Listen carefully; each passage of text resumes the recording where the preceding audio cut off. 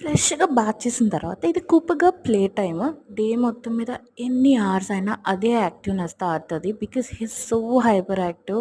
వీడేనే ఇలా ఉంటాడు. అన్ని కుక్క పిల్లలు ఇంతేనా అని అనిపిస్తుంది. ఇంకొక వీక్‌లో వీడికి 2 మంత్స్ కంప్లీట్ అవుతాయి. అండ్ చూడండి ఎట్లా చేస్తున్నాడో, అనాయింగ్ అల్లరి చేస్తున్నాడు. క్యూట్‌గా అది గూడా.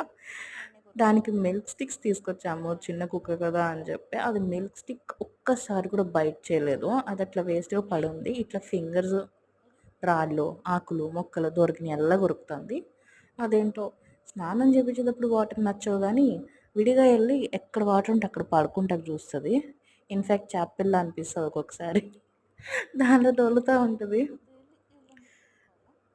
వీడు మాత్రం ఒక్కడే ఆడుకోడు. బట్ ఎప్పుడు మమ్మీ గాని, నేను గాని ఎవరో ఒకళ్ళు మనుషులు కావాలి దానికి. ఇఫ్ వి నాట్ అక్కడ లేకపోతే ఏదో దాన్ని వదిలేసినట్టు, అబాండ్ చేసినట్టు ఫీలింగ్ వచ్చేస్తది దానికి. కార్నర్‌కెళ్ళిపోయి ఇంక వీళ్ళు నన్ను పట్టించుకోరేమో అని బాధతో పడుకుంటది. కనిపిస్తే చాలు ఇలా మీద పడిపోతది.